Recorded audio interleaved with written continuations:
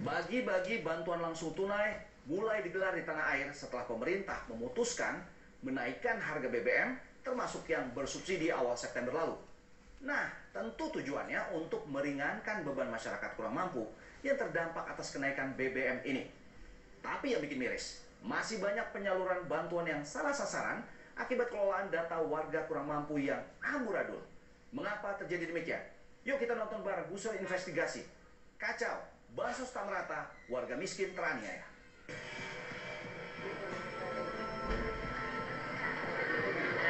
Hampir di seluruh wilayah Indonesia, pembagian bantuan langsung tunai BLT kepada warga masyarakat ekonomi rendah serentak dikucurkan. Masyarakat mendapatkan bantuan sebesar Rp500.000 secara tunai dari dua program pemerintah, yaitu BLT BBM dan Bantuan Pangan Non-Tunai BPNT yang disalurkan langsung lewat PT Pos Indonesia. Kebijakan ini wujud konsekuensi pemerintah menaikkan harga bahan bakar minyak BBM bersubsidi awal September lalu. Khusus untuk kompensasi BLT BBM, pemerintah alokasikan 24,17 triliun untuk 20,64 juta keluarga penerima manfaat serta 16 juta pekerja dengan gaji di bawah 3,5 juta per bulan. Sayangnya, program yang digadang-gadang mampu meringankan beban ekonomi masyarakat rentan ini masih saja menyisakan permasalahan di sana-sini. Seperti yang terjadi di desa Jambewangi, Banyuwangi, Jawa Timur beberapa waktu lalu. Puluhan warga geruduk kantor desa Jambewangi untuk menanyakan haknya sebagai warga penerima bantuan yang mendadak copot sejak 5 bulan terakhir. Padahal sebelumnya, mereka selalu menerima bantuan pemerintah.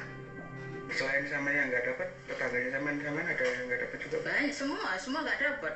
Cuma orang satu yang dapat. Di tempatnya sama ya? Iya, cuma orang satu. Dulunya semua kan dapat. Bulan itu kan beras, telur, ikan, ya itu kan uang 1 juta, kan buat anak sekolah kan. Tuh ada uangnya, ada beras. Ini semua nggak keluar semua. Data warga penerima bantuan khususnya desa Jambewangi sendiri sebelumnya tercatat ada sekitar 659 penerima untuk program BPNT. Namun mendadak angkanya nyungsep, hanya tersisa 87 warga saja yang berhak menerima bantuan. Kok aneh banget? Ada apa sih dengan desa Jambewangi? Kalau dibilang ini sistem yang error, itu tidak mungkin, karena kalau sistemnya yang error harusnya seluruh desa sekabupaten Banyuwangi juga mengalami hal yang sama. Kami menduga ini ada kesengajaan, tidak tahu motifnya apa, tapi ada kesengajaan. Desa bisa menghapus data KPM, itu pun berdasarkan hasil verifikasi dan kemudian ditandatangani berita acara dan dimusdeskan. Jadi kalau sudah sekian ratus ini dihapus dalam tanda kutip tanpa ada musdes, di situ sudah jelas bahwa di situ ada satu kesalahan prosedur.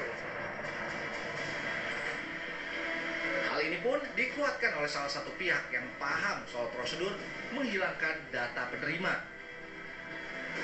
Penghapusan itu kita konsultasi dengan Kades dan Kadus. Ini layak apa tidak? Kalau layak kita hapus pakai atas. Layak. Berarti yang memenang terakhir itu untuk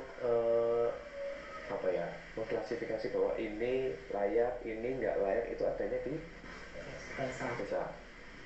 Musyawarah desa itu isinya siapa saja?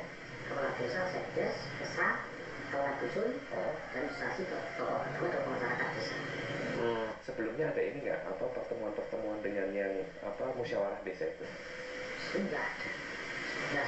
Nggak ada sama sekali. Semakin kecil tingkat kemiskinan, semakin besar naik. Pengaruhnya ke DDADD. Apa tuh pengaruhnya DDADD? Anggaran desa semakin tambah naiknya. Semakin naik juga, semakin naik juga. Turun. Kemiskinan. Melihat masalah ini, kami tertantang menyelidiki kondisi sebenarnya dari sejumlah warga penerima bantuan. Ini salah satu rumah keluarga penerima manfaat milik Suwardi di Dusun Tlogosari, Desa Jambewangi. Di rumah dengan dinding terbuat dari bilik bambu yang kondisinya mulai miring ini, Suwardi tak punya banyak pilihan dan terpaksa tetap tinggal bersama keluarganya dengan kondisi yang jauh dari kata layak. Balok-balok kayu sebagai penyangga atap rumahnya pun mulai reot termakan rayap. Bahkan lantai yang biasa ia pijak masih beralaskan tanah. Kenyataan pahit hidupnya makin diperparah saat status keluarganya dibuang sebagai penerima bantuan sejak 5 bulan yang lalu. Infonya sekarang ini udah nggak dapat bantuan? Nggak dapat. Dari kapan itu Pak? Sejak bulan April Mas. Tahun 22. Tapi sebelumnya Pak? Sebelumnya dapat, tiba-tiba sampai sekarang tidak dapat. Ya saya dapat informasi dari desa-desa tetangga sudah cair semua. Saya kok ternyata tidak dapat. Sejak dia dapat bantuan 3 bulan, saya langsung ngecek ke agen. Ternyata namanya sudah ada.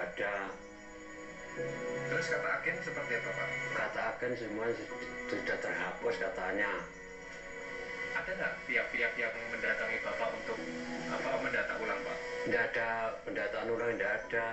Dari pihak-pihak manapun nggak pernah ada? Tidak ada. Dari kelurahan misalkan? Misalkan dari desa tidak ada. Tapi Bapak sempat protes nggak sih Pak? Iya sempat protes. Kemana itu Pak? Sempat ke kepala desa tanya. Terus dijawabnya apa Pak? Katanya ya sabar dulu, nanti nunggu. Sebuah kenyataan pahit yang tak mungkin bisa ditutupi. Warga asli desa Jambewangi ini justru dicoret haknya sebagai penerima bantuan. Kegetiran yang sama juga dialami oleh Muhammad Khairul Anwar, warga dusun Kerajaan yang sudah ber-KTP setempat sejak 5 tahun terakhir. Di rumah yang sangat-sangat sederhana dengan kondisi bilik bambu yang mulai ambrol ini, karena kemiskinan yang mendera, bantuan pemerintah yang ditunggu masih sebatas angan-angan. Seperti PKH, bedah rumah, terus BMT juga belum dapat. Selama ini seperti masalah survei dari PKH, BMT itu belum ada. Saya ini cuman buruh tani, juga tukang cari pakis Pak. Jadi ya untuk kebutuhan sehari-hari aja ya minim lah Pak. Tolonglah rakyat kecil seperti ini, masyarakat kecil, tolong betul-betul diperhatikan. Fakta ini memunculkan pertanyaan, masih adakah keadilan untuk orang miskin di sini? Berpatokan pada data penerima bantuan secara random namun terarah, kami lacak. Kalau menurut alamatnya ini, sebelah kanan ini. Yang mana rumahnya ini ya? Ada mobil, lahannya, yes. Oh ini ya? Yang ada mobil ininya Mas, sedannya Mas? Berarti dulu. Di sini masih tercatat sebagai penerima manfaat. Tapi padahal kalau lihat kondisi rumahnya juga masih bagus ya Mas ya? Masih layak ya? Ya masih layak. Dan juga luas juga. Oke, untuk memastikan tak salah alamat, kami coba cross-check ke salah satu rumah tetangganya. Berarti di depan dapat, di sini nggak dapat. Oh, itu kapan tuh Mbak? Belum lama? Belum. Pokok 2 kali pemanggilan ini nggak dapat. Jadi Bapak itu terakhir dapat bulan April ya? Udah lama ya? Bulan-bulan yang ini nggak dapat? Nggak dapat. Nah, mantep nih, info model gini yang dicari. Biar makin yakin, samperin aja deh. Mumpung ada orangnya langsung. Yang dapat apa? BBM. Oh BBM, kita sudah dapat. Nah, Sudah cair berapa Pak? kemarin 500. 500. Iya. Mantap ini mobil Pak. Tahun berapa ini Pak? 90. 90. Punya jenengan? Iya. Wow. Tapi yang nggak maksudnya nggak di ini ya, nggak dilihat ya penerima itu udah punya mobil atau enggak ya? Kalau kemarin kan waktu saya dapat kan belum punya mobil. Ini kan baru ini saya. Baru 3 bulan, 4 bulan. Tapi nggak didata ulang? Belum. Belum. Berarti yang BBM itu pakai data yang lama ya? Kemungkinan saya juga kurang tahu. Iya. Emang sih, punya mobil pribadi itu jadi hak setiap orang. Tapi apa iya bantuan ini tepat sasaran? Kami bergeser ke alamat selanjutnya. Kali ini sebuah rumah keluarga penerima manfaat lain yang jadi sasaran. Dilihat tampak luar, rumah penerima manfaat ini tergolong mapan. Ada 2 mobil terparkir di garasi rumahnya. Ini baru sekedar penglihatan mata loh ya. Belum ada kesimpulan apa-apa. Mesti didalami lagi. Bantuannya apa sih? Uang. Iya, 600 Bang. Oh, 600.000? Iya. Nggak bentuk sembako gitu? Sembako pernah juga itu apa? Dan punya kartu apa? Tuh merah itu loh. Tuh. Tapi kalau nyasar Ibu kerjanya apa Bu? di TK. Guru, Iya. guru TK. Kalau Bapak Guru MI. guru MI ya. Iya. Saya itu yang data siapa masuk kan nggak tahu juga. Tidak tahu. Pernah didata ulang sebelumnya? Enggak. Pendataan ulang? Enggak pernah. Katanya cuma apa sensus apa itu. Ada sensus itu yang enggak. Itu kapan tuh Bu? Terakhir itu ada sensus itu. Dalam Ya ampun, ini loh potret nyata dari pengelolaan data orang miskin yang masih acak adut.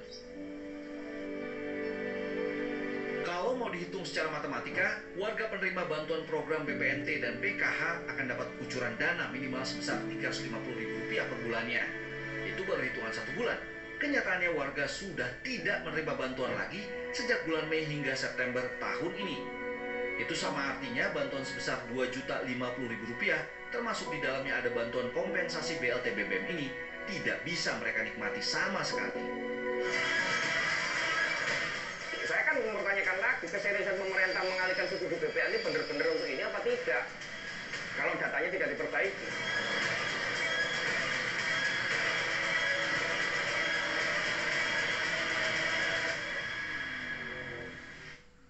Siapapun yang kamu cintai, apapun yang orang lain pikirkan, jangan ragu untuk lebih dekat. Nafas segar dan lebih percaya diri dengan Close Up. Sering mencuci bisa merusak baju favoritku. Lindungi dengan Molto baru. Teknologi revolusioner Ultra Care-nya melindungi serat pakaian. Jadi bajuku bisa tampak selalu baru dan harum. Molto baru, perlindungan tahan lama untuk pakaian. Paling enak makan gorengan. Dengan teh Sariwangi, makan enak kadar kolesterol terjaga. Sariwangi 100% daun teh asli, mengandung flavonoid, bantu jaga kadar kolesterol. Bisa tetap makan enak dong. Panas ekstrim Indonesia bikin keringetan dan bau badan. Rexona Men baru pertama 72 jam kesegaran non-stop. Tetap segar, harum walau panas kini. Jadi percaya diri dengan 72 jam kesegaran non-stop.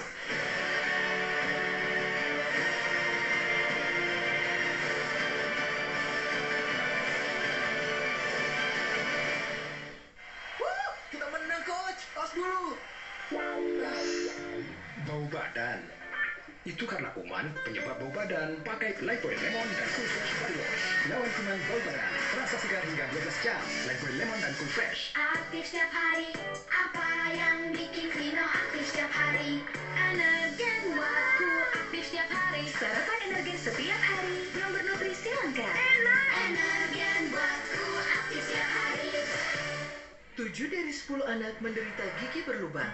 Karenanya, dengan memberinya Pepsodent, Anda tak hanya melindungi giginya, tapi juga membantunya tumbuh dengan senyum penuh percaya diri sepanjang hidupnya.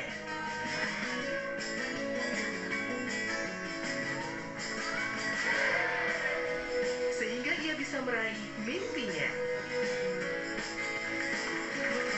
Karena setiap senyuman begitu berarti.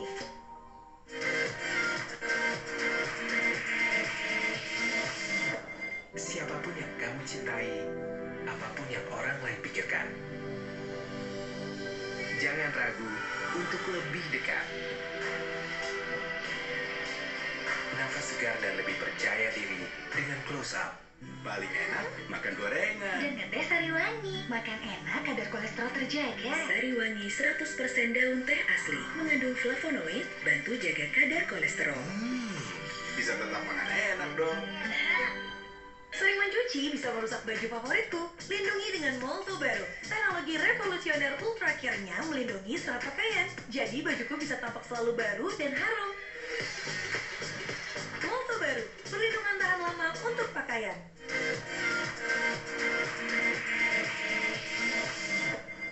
Ekstrimnya panas Indonesia bikin gampang keringetan. Yakin bisa tetap segar? Rexona Formula baru. Berikan 72 jam kesegaran non-stop. Tetap segar dan wangi sepanas apapun dengan 72 jam kesegaran dari Rexona. Sampah plastik di mana-mana. Aku bermimpi suatu hari kita bermain di alam yang bersih dan alam kembali bersemi. Di sini mimpiku dimulai. Yuk wujudkan Indonesia bersih jadi kenyataan. Walau pakaian terkena noda dan bakteri, nggak masalah. Rinso ikut berperan dengan kemasan hasil daur ulangnya. Efektif hilangkan noda dan bakteri. Rinso anti noda, anti bakteri. Rinso demi kotor, demi kebaikan. Panas ekstrim Indonesia bikin keringetan dan bau badan. Rexona Men baru pertama 72 jam kesegaran non-stop. Tetap segar, harum walau panas kini. Jadi percaya diri dengan 72 jam kesegaran non-stop.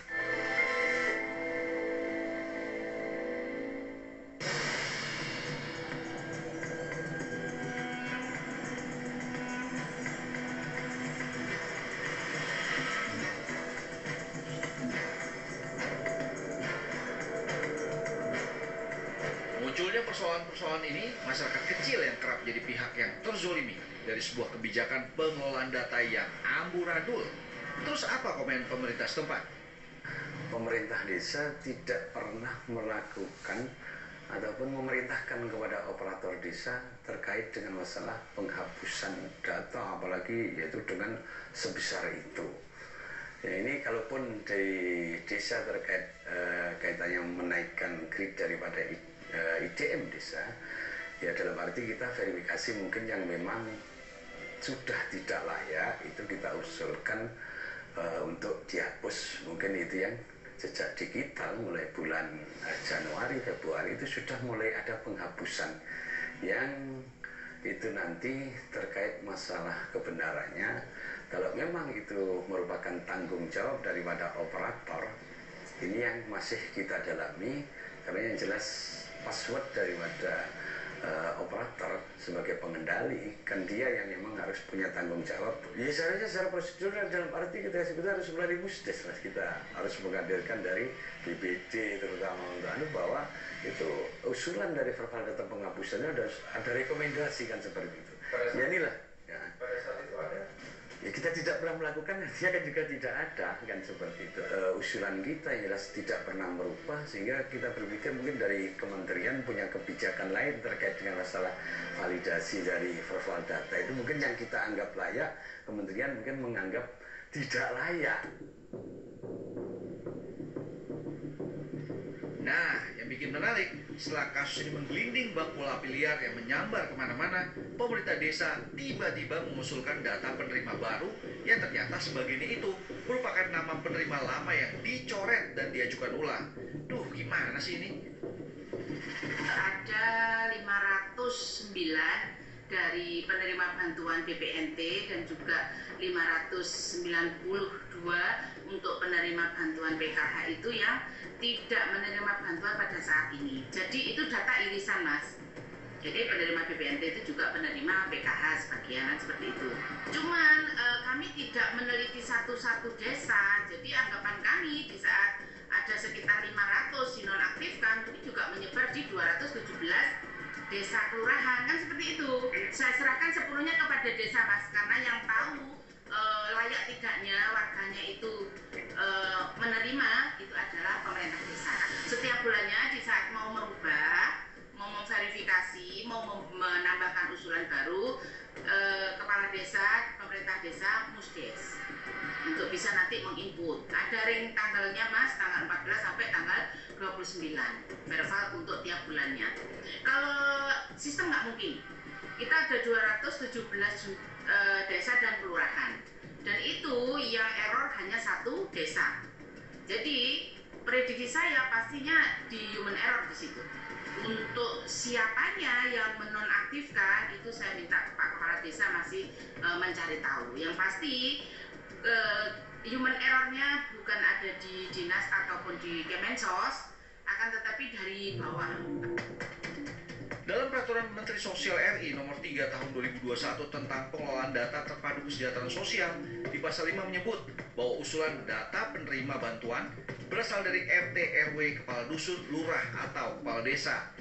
Selanjutnya, usulan data ini harus dimusyawarahkan dulu di tingkat desa dengan melibatkan kepala dusun, lurah, atau kepala desa, dan jajaran setingkat desa sebelum diverifikasi dan divalidasi ke tingkat kabupaten sesuai amanah pasal 6 dalam Permensos ini. Desa itu ketika kemiskinannya menurun, otomatis grade desanya juga kan naik. Secara pencitraan pemerintah, desa ini adalah desa sukses. Bukan anggaran pemerintah yang dirugikan atau seperti bansos yang dipotong kan itu dikorupsi ya.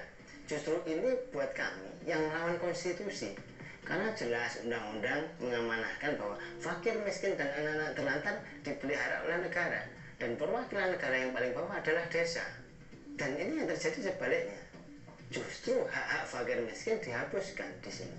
Justru buat kami lebih ekstrim daripada sekedar dipotong. Ini bukan dipotong lagi, tapi dihilangkan. Terlepas dari siapa yang paling bertanggung jawab, ujung-ujungnya tetap aja masyarakat kecil yang paling dikorbankan.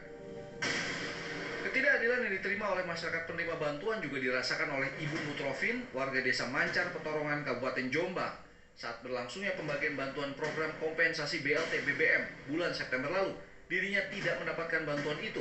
Padahal setelah dicek di website resmi Kemensos, namanya tertulis jelas, lengkap dengan jenis bantuan yang diterimanya. Untuk bantuan BBM yang kemarin belum mendapatkan undangan. Saya dengar dari tetangga-tangga sudah pada dapat undangan, tapi saya sendirinya nggak dapat undangan dari pihak desa. Enggak. Anak saya yang sempat mengeceknya, ya ternyata ada nama saya di situ. Saya sebagai ibu rumah tangga yang nggak kerja, bantuan pemerintah itu bisa membantu untuk kebutuhan rumah tangga saya yang saat ini lagi naik semua, sembako juga pada naik semua. Namun hal yang drastis terjadi usai kasusnya mencuat dan menjadi pemberitaan di beberapa media online maupun televisi nasional.